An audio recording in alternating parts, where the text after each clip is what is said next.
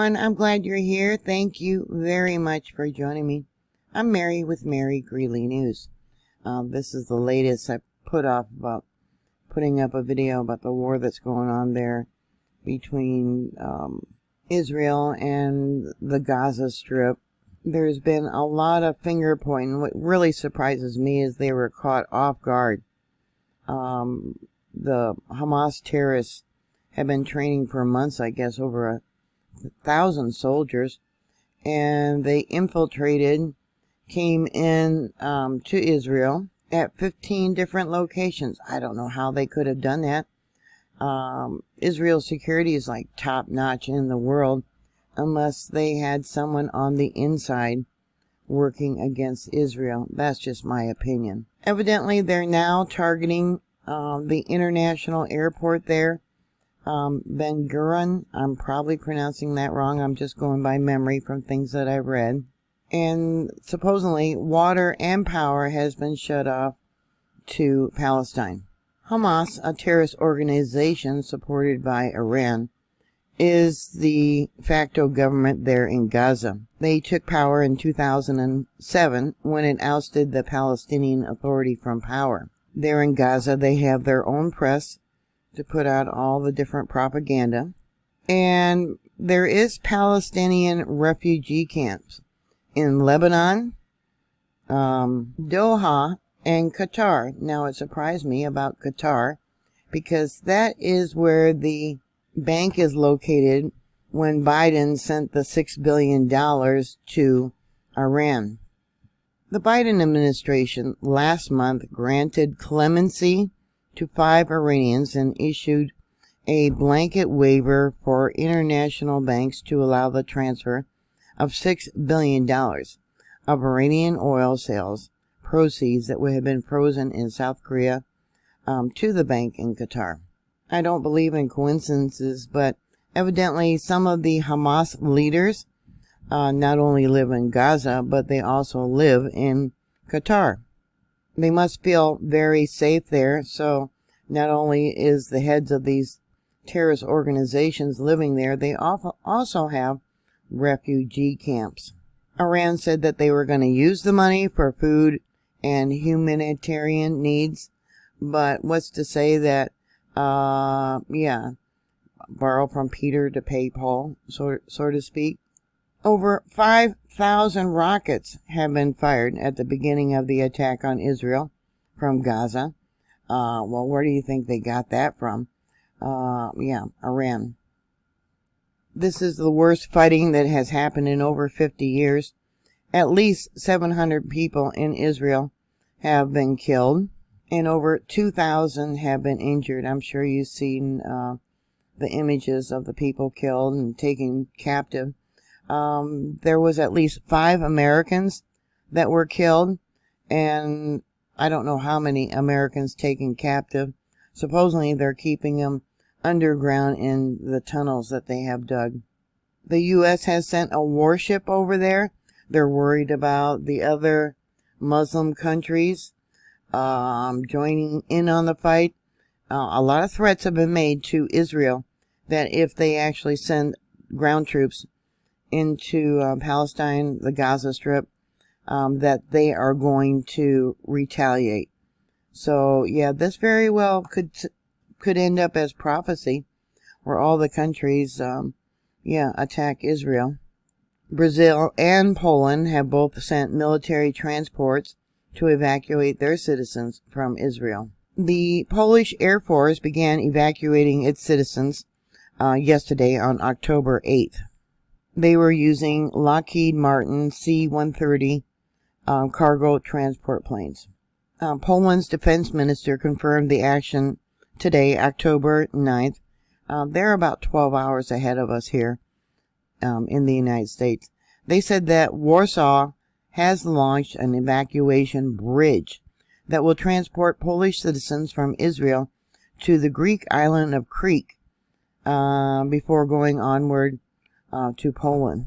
As of 1300 hours GMT time, 3 flights had already been taken place, and another, the 4th, was en route. The Brazilian Air Force also engaged in a similar evacuation effort, marshaling even more aircraft to support its operations. 6 military aircraft were launched from South America, destined initially for Italy. 6 different types of aircraft were being staged in Rome so that Brazil could coordinate its evacuation operation. The Israeli airport authorities said that both Ben Gurion and Ramon Airport in Eilat remain open, but numerous foreign carriers have been canceling flights. Swiss carrier Swiss International Airlines said on October 9th, today, it will operate special round-trip flights from Zurich to Tel Aviv on October 10th. This will be in cooperation with the Swiss Department of Foreign Affairs. That one flight is only bookable via a special phone hotline, whose details have been communicated to Swiss nationals or residents currently in Israel. The airline said it canceled all other scheduled services to Tel Aviv through October 14th. It'll probably be extended longer, I imagine. This is not going to be a short war. Major U.S. carriers included United Airlines and American Airlines have also suspended services to and from Tel Aviv. And Delta Airlines also is doing similar measures. The Pentagon on October 8th announced the deployment of the aircraft carrier USS Gerald R. Ford to the eastern Mediterranean. This here is an image of how far the rockets that are sent from the Gaza Strip can reach into Israel. You can see we got orange, another shade of orange, yellow, etc. Let me bring this down. I hope you can read this down here. It's got the different miles on this, and it's, yeah, not in English. I'm sorry. On Google Earth, I marked out the different areas that the 1,000 soldiers were able to infiltrate. This here is where they had that rave concert where they killed over 250 civilians. Yeah, they actually went into homes when the sirens went off. People went into their safe rooms in their homes, and one man with his family inside the safe room actually gunned down these terrorists as they entered his home. They actually killed men, women, children, babies while they were in their beds. And evidently there's still a lot of them held up in different places. Yeah, look how far in that they managed to get. They used motorcycles. They used gliders, I guess you could say. They had motors, tanks. They cut the wire. They blew up the wall in 15 different places. Yeah, it's just amazing how far they got into Israel. I mean, look at that. Yeah, if they didn't have help from somebody on the inside, that would really surprise me. They have motion sensors for the ground for when they dig tunnels. They have guard towers, which were all targeted and taken out. Yeah, it was definitely a well-coordinated attack, and a lot of money was spent in this attack. They had been doing training on mock-up type little towns somewhere there in Gaza. How could that have been missed? And I shared a video of that on Twitter. Hamas provided it to the Telegraph, I believe it was, and it's on YouTube, showing them training in some place over here in the Gaza Strip. Both Israel and Egypt have blockades for this area, probably for Palestine. And Israel has recently made peace agreements with 4 different Muslim countries, and they were on the verge of making peace with Saudi Arabia, I believe it was. Dozens of soldiers and civilians have been kidnapped and are being held hostage. Like I said, some of those are American citizens. Today, Sunday, Palestinian Islamic leaders said some 30 Israeli hostages have been taken and would only be returned if prisoners held by Israel are released. Hamas claimed to have fired 5,000 rockets at Israeli cities and towns. Originally, Biden told Israel not to retaliate, and there was a Twitter post, or two of them, that he quickly took down, evidently. Evidently now they're saying that there are 9 Americans that were killed following the Hamas attack in Israel. Here it says, U.S. Office of Palestinian Affairs. We unequivocally condemn the attack of Hamas terrorists and the loss of life that has incurred. We urge all sides to refrain from violence and retaliatory attacks. Terror and violence solve nothing.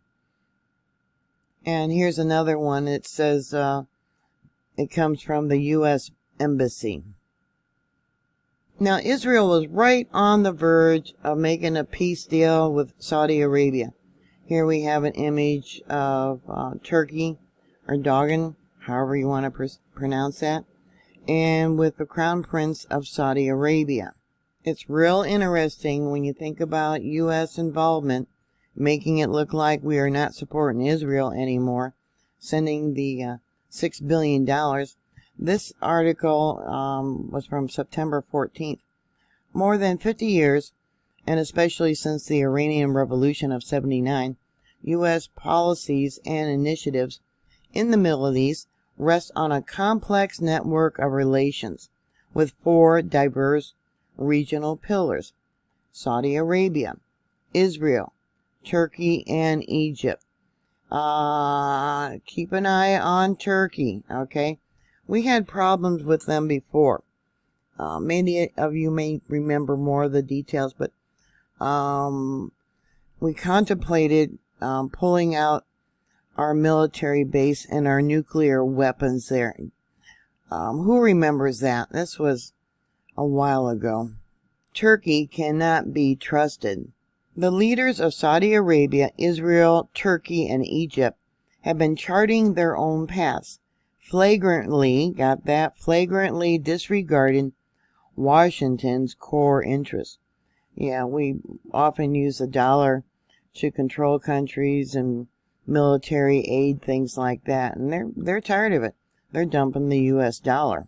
They believe that closer political, economic, and military relationships with Russia, China, and India, or each other, openly or clandestinely, will provide them with suitable alternatives to the United States.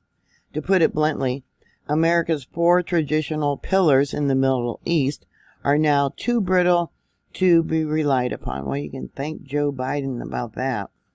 Much has been written recently about how the Turks, Israelis, and Arabs have been involved in dialogue with one another, exploring ways to revive regional diplomacy, cooperation, and investment. Some analysis went as far as to proclaim the dawn of a new era in the Middle East. These countries have mostly stopped cooperating with the United States on its regional priorities. Sisi was planning to provide rockets and artillery rounds to Russia to use against Ukraine before he was caught by the U.S. intelligence agency earlier this year. Erdogan only barely managed to maneuver his way out of the major crisis with U.S. President Joe Biden and other NATO powers at the recent Vilnius summit, where he seemed to drop his opposition to Sweden's accession to NATO after a year of obstruction. But his blackmailing of Europe by threatening to unleash waves of Syrian refugees continues, and Erdogan's earlier purchase of the Russian S-400 missile defense system should have warranted a harsher sanctions than it received. Yeah, you can't trust Turkey. Can't trust them. And then it goes on about the oil. I talked about that. Oil rationing coming if we have a third world war. Talks about that, and then how Saudi Arabia started to emerge. 59% of the world's oil used to come from the United States. The United States is no longer a lone outside power with an economic state in the Gulf region. Asian powers such as China, India, and others have established or re-established complex economic and trade relations with the Gulf, and it's only natural that higher economic Asian activity will bring with it a higher political and military profile. With this coming deal with Saudi Arabia, with Israel, maybe that was the straw that broke the camel's back with the U.S. politicians, fearing they're losing their grip on global power. Wouldn't that be something to find out that someone here in the U.S. Leaked information to Hamas how to coordinate their attack? Yeah, wouldn't that be something? It wouldn't surprise me. I hope they didn't, but what are your thoughts? Put your comments down below. Thank you very much for watching. Thank you for subscribing. As always, please stay safe, and I'll talk to you later. God bless you. Bye.